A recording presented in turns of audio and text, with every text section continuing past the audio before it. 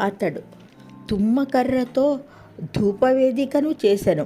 దాని పొడుగు మూరెడు, దాని వెడల్పు మూరెడు. అది చచ్చౌకముగా నుండెను.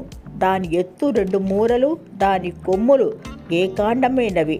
దానికి అనగా దాని కప్పుకును, దాని 4 ప్రక్కలకును, దాని కొమ్మలకును మేలి బంగారు రేకులు పొదిగించి, దానికి చుట్టూ బంగారు జవనము, దానికి 2 ఉంగరములను బంగారుతో చేసి, దాని 2 ప్రక్కల యందు, దాని 2 మూలల యందు, దాని జవకు దిగువన వాటిని చేశాను.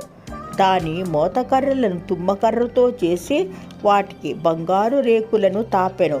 అతడు పరిశుద్ధమైన అభిషేక తైలమును, స్వచ్ఛమైన పరిమళ ధూప ద్రవ్యమును, పరిమళ ద్రవ్యముల మేళకుని చేత చేయించెను. మూలం